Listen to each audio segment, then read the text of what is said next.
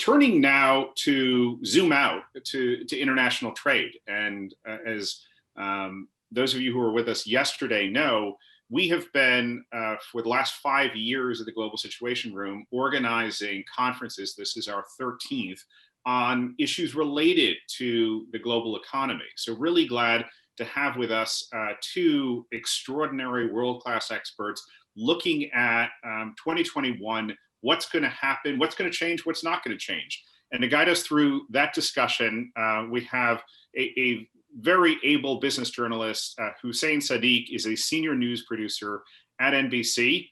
He oversees business, tech, and media coverage. He has 2 decades of experience as a broadcast journalist, covering the intersection of politics, business, tech, finance, and policy for global news outlets. He joined NBC in 2017 after previously working at CBS, CNN, Al Jazeera America, and he comes to us from New York. Hussein, over to you. Brett, thank you very much. And thank you to my guests, Nisha Biswal, President of the U.S.-India Business Council at the U.S. Chamber of Commerce in Washington, and Michael Lawrence, Chief Executive at Asia House in London. Thank you both for joining. The subject of this is international trade in tumultuous times, and I just want to kick this off with a little something to think about. The last 4 years have been truly tumultuous times for international trade. We got an inkling what was coming when British voters passed Brexit, dismissing outright a widely held notion that large multilateral trade blocs can help societies prosper. Then in November 2016, Donald Trump was elected president on a platform directly hostile to multilateral trade deals. One of his first acts as president was to withdraw the United States from the Trans-Pacific Partnership, a supergrouping of 12 trade powerhouses in the Asia-Pacific region. That was all but a foregone conclusion. That is until President Trump took office. And with regards to Asia, Trump took aim at China by launching a trade war that specifically weaponized new tariffs and sanctions as a way to A, punish the Chinese, who now possess the second largest economy in the world after the United States, or B, to try to persuade US multinationals to move more business back to America.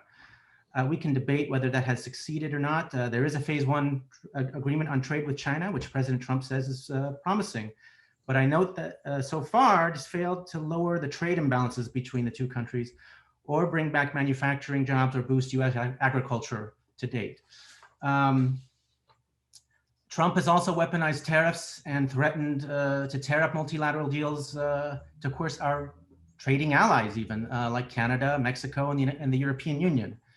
But with regards to Asia, again, Trump's war with China has, trade war, I mean, has opened up opportunities for 2 other economic giants, Japan, which signed a bilateral trade agreement with the US last year and just signed one with the UK, and India as well, which is opening up its markets even more to US multinationals and investors. Now, that hasn't kept Trump from threatening both countries with new tariffs as well, but their mutual interests competing with China have generally opened up new opportunities between them. Similarly, the trade war with China has had a counterintuitive effect for Trump, that is, in that many supply chains have now moved from China to countries within Asia, like Vietnam, as well as more opportunities opening up in countries like Bangladesh. My thesis here is if President Trump is reelected, we can expect more tumultuous times with trade and perhaps increased geopolitical disputes with China, especially, but increased use of the threat of tariffs and sanctions, frankly, preventing entities from using the US financial system. But if President Biden enters this White House, I think the cat is out of the bag, so to speak. First, it won't be easy for President Biden to unwind the damage to America's goodwill with so many of its trade partners. Plus, he may be tempted to use whatever leverage achieved under Trump vis-a-vis China. More importantly, though, for our trade partners, we have shown that America has the capacity to be a very volatile partner.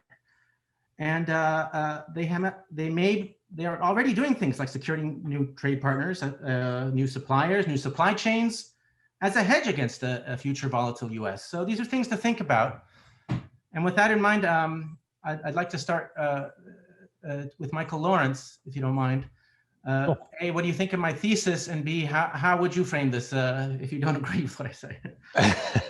And I will firstly, thanks very much for inviting me to take part. Really very good to be here. And this is an important debate. I mean, if we're looking directly at 2021, clearly the world will be in a recession for some time to come. So what will frame the economic backdrop of trade over the next year will be against one of deep and possibly prolonged recession.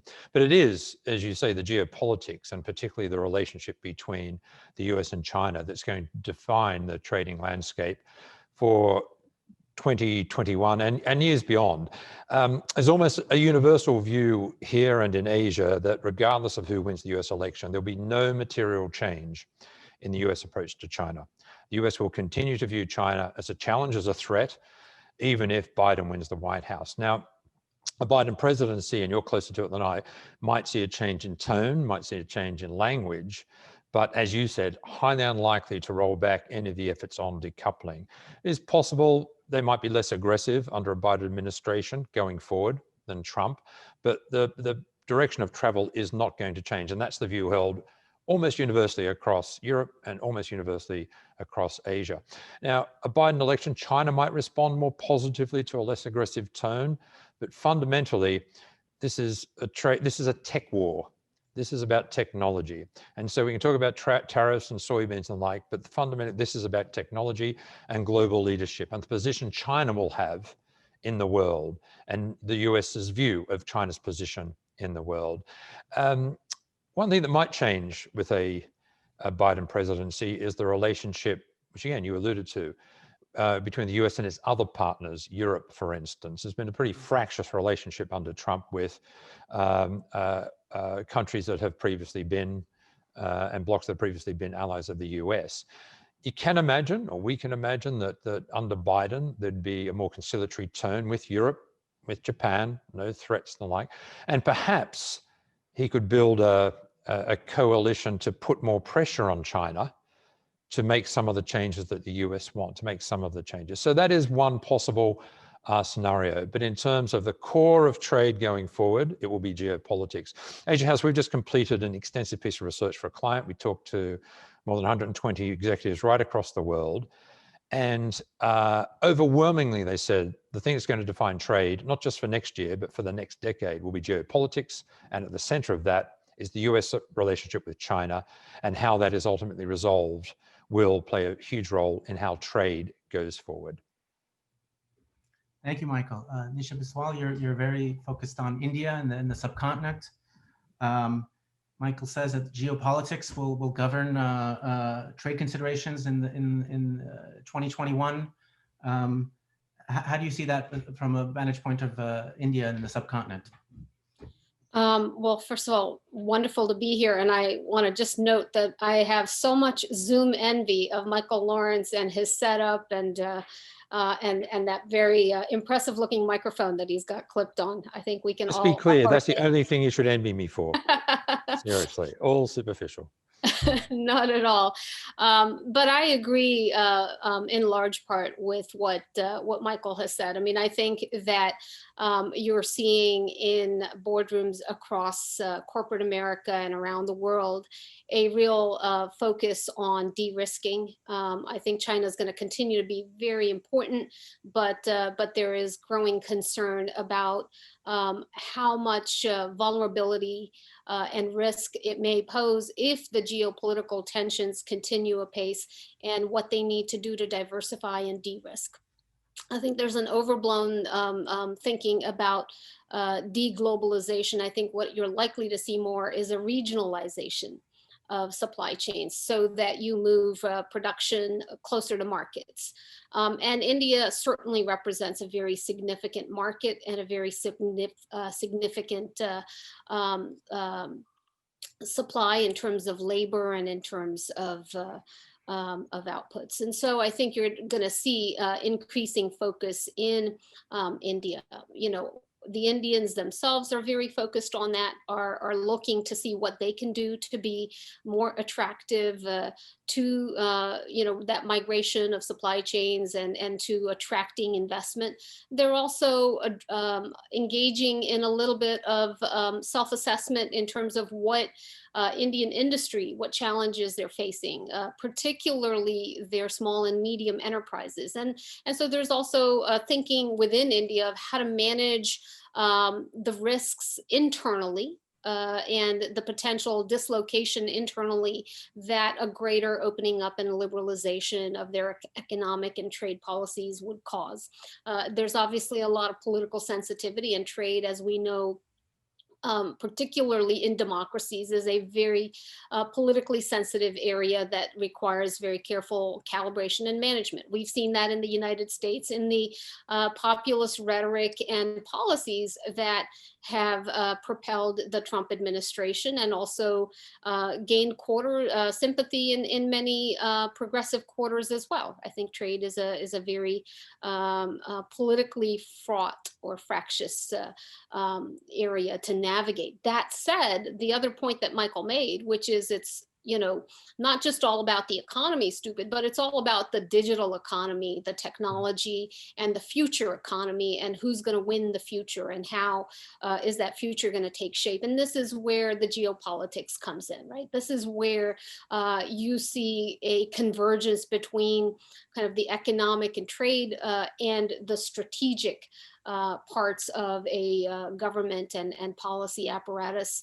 And this is also where you see potentially the United States, India, Japan, Europeans kind of looking for the common ground, looking for what can be done or said or aligned or harmonized to ensure that the future continues to be diverse, multifaceted, and not overly hinged on any one particular country. And right now, I think with China making very strong and impressive investments in advancing technology, 5G, AI, there's a real concerted effort in other geographies to find common cause. And I think you're starting to see that in the digital conversation between the United States and India, for example. Thank you. Important point that you both make about how the war is shaping up to be a technology war. Particularly, we hear a lot about the deployment of 5G technologies. The Trump administration has been very vocal about or threatening trading partners about using Chinese components versus other components. I know India wants to get in and make competing components. Could you elaborate more, Michael, on what we could expect in 2021 and beyond, if a President Biden were to come on and maybe not be as concerned about partnering, because U.S. firms were partnering with Chinese firms on technology development until the Trump administration actually went in with injunctions and executive orders to prevent them. If a Biden presidency does happen, if a President Biden is more conciliatory to such things, what changes, if any, would we see, or as I say, is the cat out of the bag? Yeah, no, I think you put it well. The cat seems to be out of the bag, and I can't imagine. I mean, you're in the States, I'm not, but my visits there, the position on China seems to have widespread support, bipartisan support, and has played quite well in the electorate more generally. So any suggestion of softening the line on China tech, I can't imagine that would go down very well in the US. Softening of language might help, and it certainly might help bridge some of the gaps, but there is a very clear strategic difference between China and the US, and concern in the US, and now more widespread. I mean, the UK reversed its decision on Huawei. Some would say it was lobbied very strongly by the United States to do so. It reversed its earlier decision, much to the chagrin of the Chinese. So the position of the US has also influenced other nations and their position on Chinese technology. But an important point I think we should make is that while the big tech war is going to take some years to play out, technology also has the ability to really drive trade. And Nisha, you referred to it earlier, the digital economy, the growth in online retailing and e-commerce because of the pandemic, has dramatically increased. It shows what available, and also could potentially help global trade because it allows smaller players to get into the market. Consumers now, our take is that are more comfortable buying internationally online than they might have been in the past. Technology has the capability of vastly reducing the cost of trade. We were talking to some leading trade finance providers a while back, just a couple of weeks ago, and they've met their digital targets about halfway through the year. And these are everything from the use of blockchain, but to basic things like e-signatures, to invoicing and standardizing of invoicing, to bills of lading, things like that. So technology, while is in geopolitical terms the big issue between the US and China, it also has the ability to accelerate trade, to bring players into the market, to open new markets. India has a very aggressive digital strategy. Indonesia has a digital strategy. Every developing country has a digital strategy because they all see that as the future. And that would be a huge part of the growth of trade going forward. So it goes beyond geographical boundaries, and it's not necessarily dependent on the geopolitics. And if you're advising businesses, you need to look at technology. And those who have adopted it should accelerate it, most likely. Reduce the cost of trade, open new markets would be one of the messages from what's going on in the geopolitics at the moment. Thanks, Michael. Nisha, what of that, the growth of the digital economy and actually growing because of the pandemic? Is there opportunity there? And then on the flip side, I mean, with that, we have a pandemic and we have a resurgence in much of the world. What are the risks? What are you telling people interested in India and the subcontinent or Asia in general about digital? Sure. Couple of points. I mean, first of all, on the larger trade question, let me just make one addition to what Michael said in terms of the Democratic versus Republican approaches vis-a-vis China and larger trade questions, which is that while the assessment on China may not differ dramatically, I do think the approach is likely to be different. I think you will see Democrats, when it comes to trade and when it comes to China, really focus on standards, focus on things like labor, environmental standards, look at issues such as human rights, but really come at it from that approach rather than a purely kind of trade war, tariff war kind of approach that that perhaps we've seen. And that standards approach, I think, is again also a refocus on reinvigorating some of the multilateral approaches to trade and trade facilitation, trade harmonization. I also think that when you think about the digital economy, that there will also be a focus on harmonizing of standards and approaches. One of the things that at the US-India Business Council we've been focusing on is, for example, how do you bring the digital conversation between the United States and India into a strategic conversation that comes at it not necessarily purely from the focus of trade, but also from how do we align and harmonize our strategic goals and then our economic approaches, our policy approaches. And that is because I think that technology policy, data policy is still a very evolving set of policies and principles around the world. It's still being shaped. And there's an opportunity, therefore, to start thinking about what is the architecture that should govern, and how do you bring some of the emerging economies to the table in shaping that global ecosystem. Much of the larger economic and geopolitical architecture has been set long before some of these emerging powers came into their own, and so therefore they haven't really had the opportunity to be at the table in defining what the future rules of the road are going to be. And yet, when you look at technology and data, there is an opportunity here to bring actors to the table and really start having that conversation, so that you're able to create a more harmonized approach. India is going to be incredibly important, both in terms of the digital marketplace, but also in terms of the innovation and ideas and labor and skills that come out of this country. And so I think there's a real desire to engage early and engage in a way that aligns or harmonizes approaches more. And I think that's also true. For example, Europe has had different approaches on data, and we see within the United States that there's a real active conversation going on.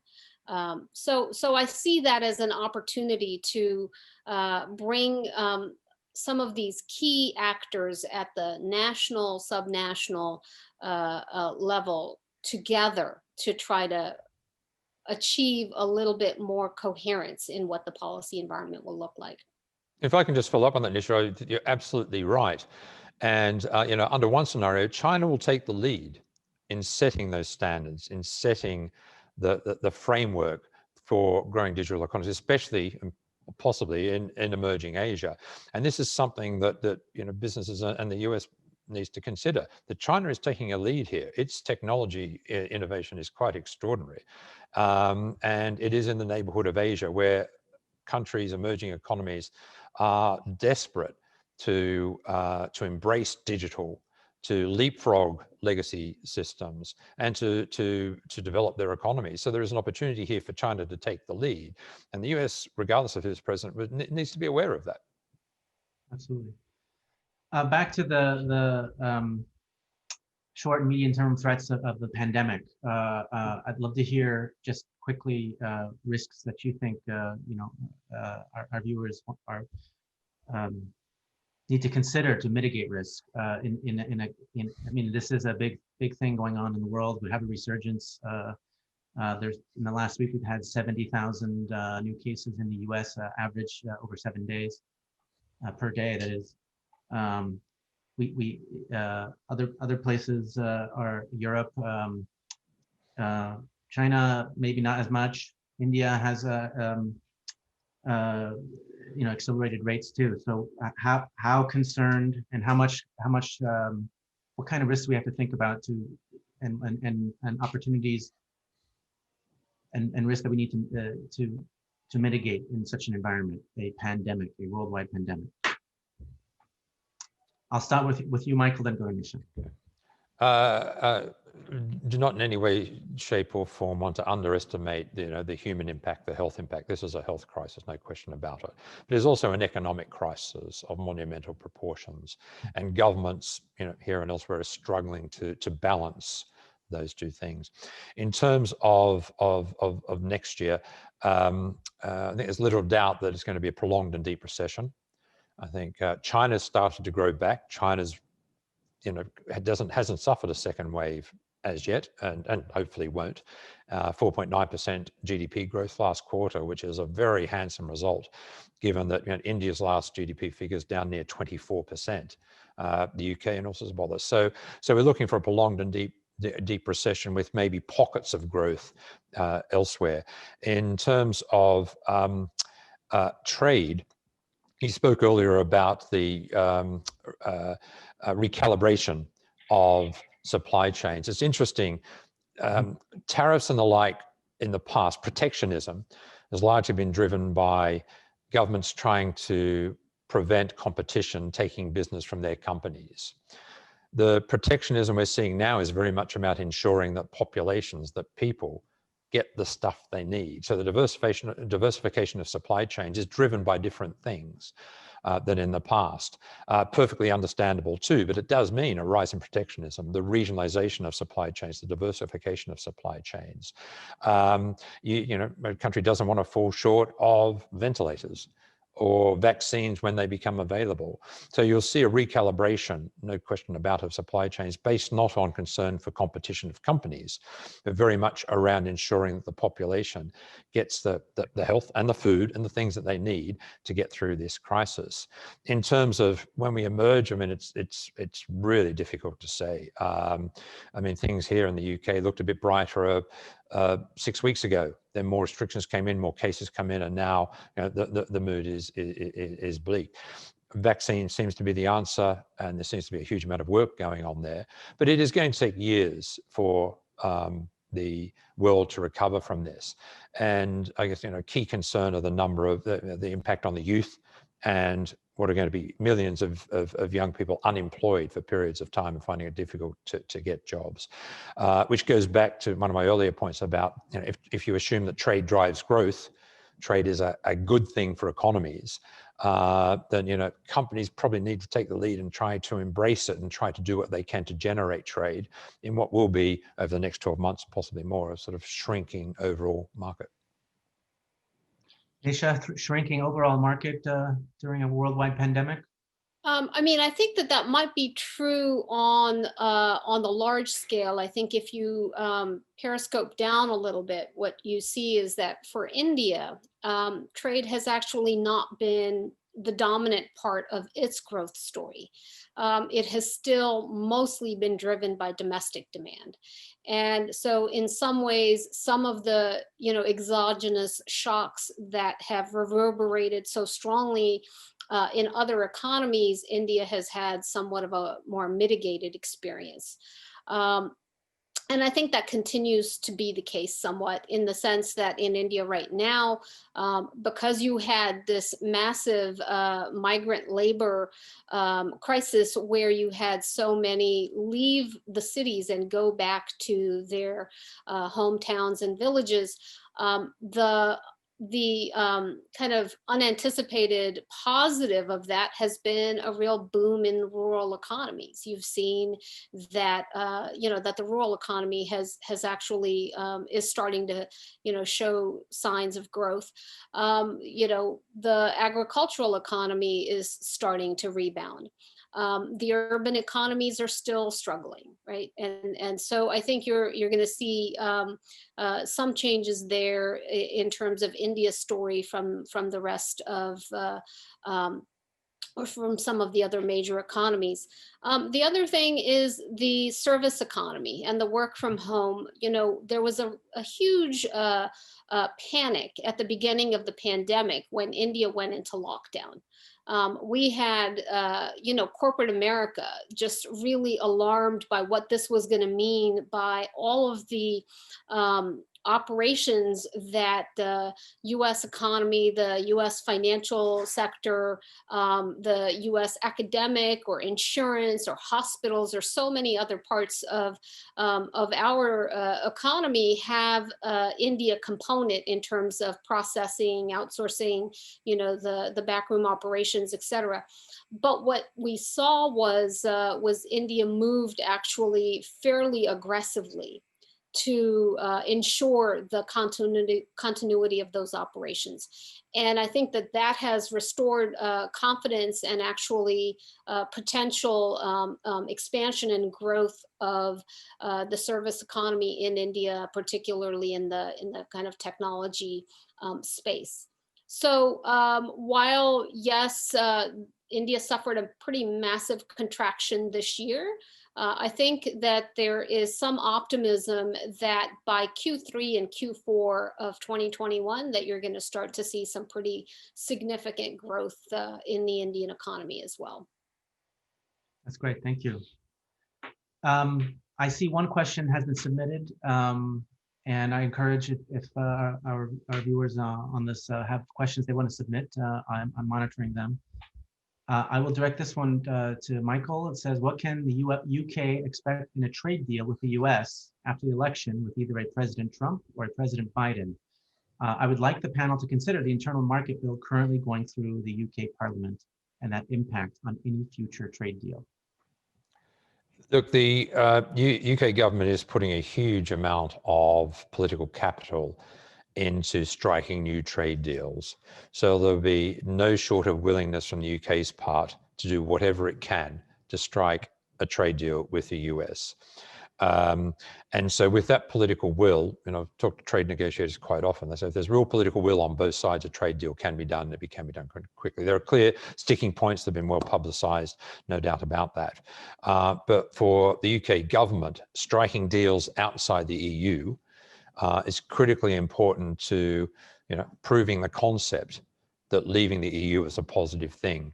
And one of the top priorities is the US. So the first thing I say is there's absolutely no doubt about the political will, political drive in the UK to strike a deal with the US. The US view on that has been positive under President Trump. They've understand that Number 10 Downing Street has had talks with the Biden people, in the event that he might win, on how that might play. But there's no question about it that the UK is very, very keen to do a deal and to do it early and to do it quickly. And they'll walk into the negotiating room, with that mindset. So also, we should note too, and you mentioned it earlier, you mentioned TPP, but the UK has put on its priority list joining CPTPP, the I don't know what you call it, the surviving 11 from TPP. That could be really significant. I think that's slightly underplayed in terms of global trade. If that deal, when it's finally ratified and assuming it goes ahead, could be a really substantial multilateral deal that's maybe just slid under the radar a bit because the US has pulled out and there have been so many other things, distracting the world. But the UK is going to do its best and prioritize joining CPTPP. That might also change the dimensions of CPTPP. Well, it might encourage others, who knows, even the US, possibly under Biden presidency, to re-examine its position on that trade agreement. And the other big one that's out there is RCEP, the Regional Comprehensive Economic Partnership, which is a much lighter weight deal with China involved. And we hear talk that there's progress on that. We might get an announcement of some sort on next 2 weeks.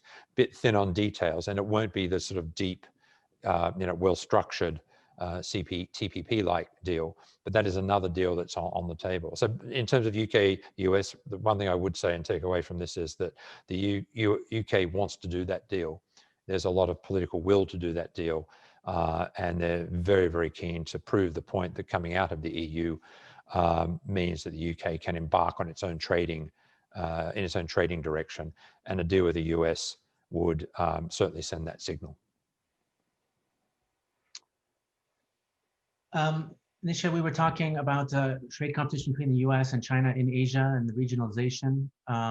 One question's coming is, what about Russia? What's its role in this part of the world? I mean, I think Russia will continue to be important on the strategic front in terms of some of the relationships that it has. It hasn't shown itself to be a particularly significant actor on the trade space. There just simply isn't enough of economic diversification. It is, so dominantly driven by energy, and there's been a very significant amount of diversification in energy, and so I think its economic relevance is diminishing in that sense. It continues to be an important strategic actor, and certainly in terms of its own focus, not only on India, but across the Asia Pacific and deepening its own ties. It continues to move to leverage its historic relationships to try to continue to renew and reinvigorate those ties. I think Russia has been more of a disruptive power than it has been in particularly a building power in terms of economic collaboration or growth opportunities, investment opportunities. Michael, do you agree with that Russia is more of a disruptive power in economic trade? Yeah, almost certainly. And it's very hard to get a clear read out of how that might play. I absolutely agree with Nisha. But the US relationship with the rest of Asia is something we should also look at in the Indo-Pacific strategy, because I think that's a critical part of the equation. And it's interesting to me that when President Trump started talking about the Indo-Pacific strategy, I remember I was at a conference in Asia somewhere and he spoke about it, and I thought, I'm not sure I've heard of that. I didn't know there was an Indo-Pacific strategy.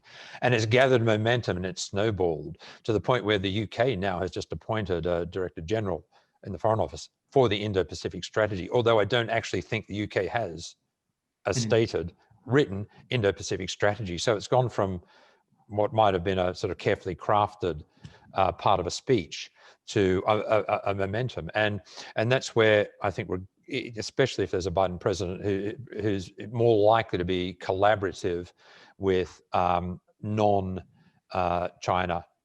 countries, then we might see that Indo-Pacific strategy gather even more momentum. I mean, obviously, India is a big part of the Indo-Pacific strategy, but if the UK starts moving in that direction, and it has been moving in that direction in terms of the optics and certainly some of the rhetoric that you hear in Parliament, there's been a much stronger criticism of China over Hong Kong, over human rights, and a sort of a far less or a far more strident, more US-like position on China. So relationships with other countries in the region from India, but also ASEAN, I think was going to play a really important role in how the world goes and how it's shaped, how trading's shaped going forward. You know, if I could jump in on that, I think that's an incredibly important point on the Indo-Pacific. And 3 years ago or 2.5 years ago, we launched at the U.S. Chamber the Indo-Pacific Business Forum, which is actually happening right now in Vietnam as we speak. And part of that is that, you know, the big game in the Asia Pacific, in the Indo-Pacific, is not the geopolitical, but the geoeconomic, and to be stronger and be relevant, both in terms of government strategic objectives, but also in terms of corporate economic and trade objectives. You've also got to be relevant to the connectivity agenda, the financing, the infrastructure, the energy, the digital connectivity. And to do that, you've really got to put in place the kinds of systems that allow you to be relevant. I think one of the important outcomes of the current administration has been the Development Finance Corporation, which has sought to really up the game on what the U.S. can provide in terms of institutional financing into the Indo-Pacific and around the world. And I think, you know, we should be thinking about what are the opportunities to really leverage more financing into the Indo-Pacific to build the future economy and the future growth that we need to see in so many of these emerging economies. Yes, that's interesting. Yes, Secretary of State Pompeo is in Vietnam right now, I believe, talking about Indo-Pacific. And that brings me back to what we were talking about, regionalization. I know when we discussed earlier the supply chains moving to places like Vietnam, or opportunities growing in places like Bangladesh. I understand that the U.S. is also concerned about supply chains moving to Vietnam. And at least the Trump administration may consider what I call punishment, the weaponization of tariffs or of the like, to try to influence outcomes there. I was wondering if we can bring that up and you can comment on that.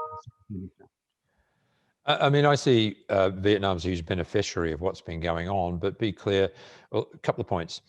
Thinking about moving supply chains is very different from moving a supply chain. It's actually a big piece of work. So it doesn't happen overnight. You can't flick a switch and all of a sudden your supply chains move countries. You're talking about setting up manufacturing. India already started becoming a beneficiary of that because of rising prices in China before the pandemic and very early on in the trade conflict with the US. So that was the direction of travel.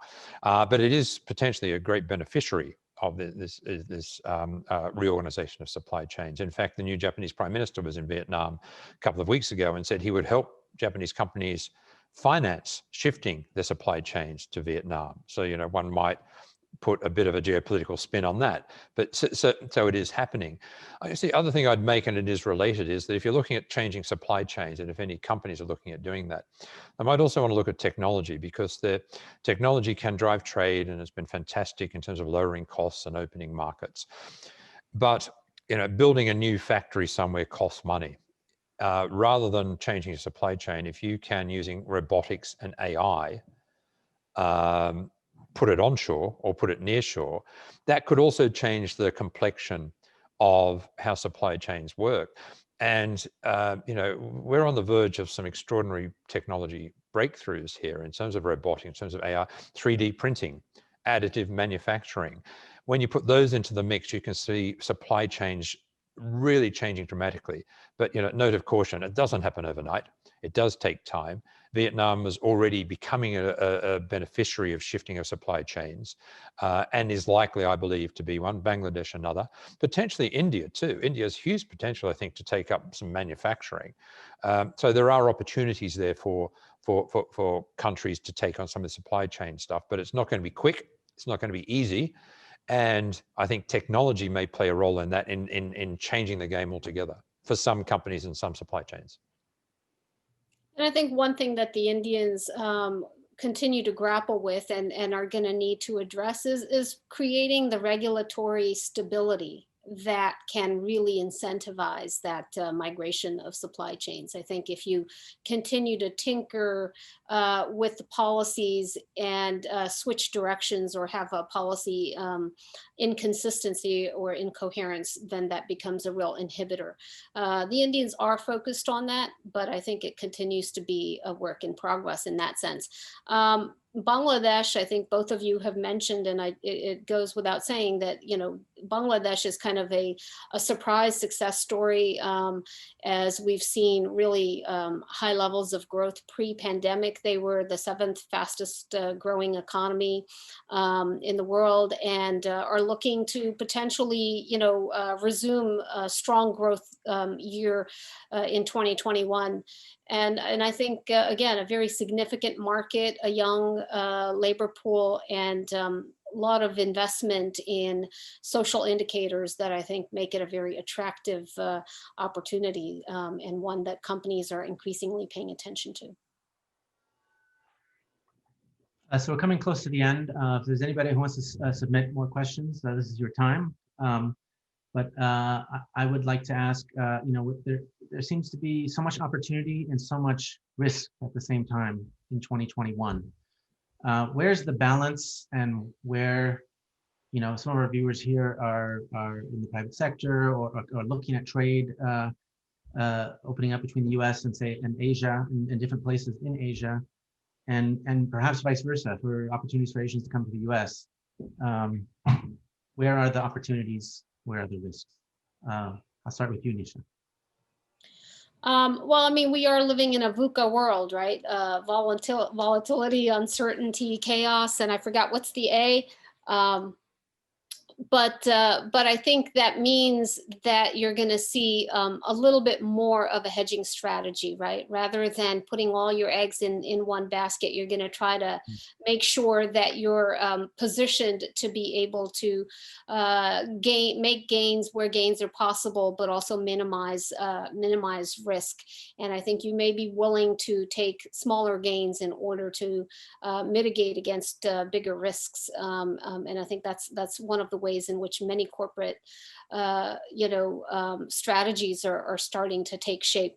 I do think that Asia is going to continue to be a very, very important geography, and you're going to see growth rates pick up faster in Asia than in, the more advanced economies of the West.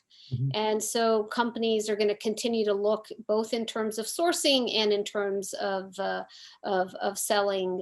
They're going to be looking to Asia to drive a lot of their strategies in the near term. Thank you, Michael. Yeah, I would go along with that very much. I think it's a risk play. How do you minimize risk in a very volatile and unpredictable market? Some certainties are tensions between the US and China will exist, and companies need to build that into their scenarios, and most big organizations are expecting that. I think the big opportunity is around technology. And one thing we haven't spoken about today is, sustainability and climate change, and where that fits in on the agenda. China announcing that it's going to be carbon neutral by 2060 is a big announcement, a big aim, and that may change the dynamics. So clean energy, sustainability, governance, transparency of supply chains. This is where a lot of the opportunities, I think, will emerge going forward. And health. I think that's the other one. yeah. Is, as we think about the current crisis that we're dealing with, I think you're going to see a lot of focus on Asia as a, the potential for really looking at vaccine development, but also scaling up vaccine production and distribution. India, China will play a big role in how that moves. It's important. I think we've reached our time. I see 3 more questions. I'm going to let Brett decide how to proceed. I saw that as well. I don't know if we want to just very quickly touch on these questions. I know some of them are a little bit probably longer answers, and we certainly look forward to connecting our attendees with both U.S.-India Business Council and Asia House. But if you want to do a quick run through of some of these questions, if there's any thoughts, there was what will happen with the WTO post-elections, and a couple other questions. I don't know if you want to comment on the WTO at all. Look, I'll jump in on that if you like, because I was speaking to Pascal Lamy just last week, who's a former head of the WTO, very outspoken on trade and a great expert on trade. And I put to him that, WTO is a lame duck, and he very eloquently said, well, not quite, and it will be important. One measure for him was the high caliber of leadership candidates for the WTO. The fact that there's no question it needs to reform, but the country members need to reform it and need to be willing to do so. So there's certainly a role in a body, but there's much work to be done. So the view from Pascal, and he knows more about the WTO than I'm likely to, is that it's not dead yet, and can come back, but there needs to be the political will to do it. Right. Nisha, do you have any other thoughts? I know we've got some questions on regionalized supply chains in Bangladesh as well, but I know we are at time. So if you guys have any final thoughts that may answer some of these questions, we may just be able to connect folks afterwards if that's easier. Sure. No, I can give you just 30 seconds. I mean, on the regionalization versus globalization, there's clearly trade-offs and it's inefficiencies that might be introduced in that. I think that what the current crisis has taught us, though, is sometimes the risks outweigh those potential inefficiencies that might be introduced if you go to a regionalized approach. And I think you'll see people trying to mitigate. I don't think it's going to be a complete move away from globalization, but I do think you're going to start to see that. And then on Bangladesh, of course, Professor Yunus is, just a icon and a hero of mine. I think he's had a profound impact on Bangladesh in terms of really spurring entrepreneurship. But I do also think that the government has made incredible focus on addressing its social indicators, its Millennium Development Goals, and so that investment in education, in food self-sufficiency, in health, et cetera, has also helped. And then it's a young economy that is growing, and I think as there is some political stability, it has created the space and the room for the economy to grow. Oh, that's very helpful. I know this has been such an interesting panel, and I think that in terms of the world ahead, you've really helped us navigate this tumultuous time. I want to thank Hussein, Nisha, and Michael for your intelligence here this morning or afternoon or evening, regardless of where you are around the world. We are very grateful that you joined us. I think Brett is going to join for some closing thoughts. I don't know if before that, Hussein, Nisha, or Michael, you have anything to add, but we're very grateful. It's been a pleasure to have this conversation with you guys, and there's I think there's some great takeaways about what to expect in 2021 about risks and opportunities, and for that I thank you. Thank you for inviting me. Great to take part. Thank you. Thanks, Hussein. Thanks, Michael. Thanks, Nisha. And thanks to all of you for joining us. We will continue this conversation online. Certainly feel free to use the hashtag SitRoomX and to stay tuned, because we're going to continue to organize these kinds of conversations. I think it was an incredibly successful transition of our in-person conferences now to this virtual space, and we're able to bring in a whole lot more people to the discussion, one that we hope to continue to build on. Obviously, there's no shortage of issues to address. We are less than a week away from elections here in the United States. It will be fascinating to see both what comes in as an election result and how the world will change. And stay tuned for more discussions and more developments and resources on that front. On behalf of the Global Situation Room team, thank you, and we look forward to speaking soon. Thank you. Thank you all.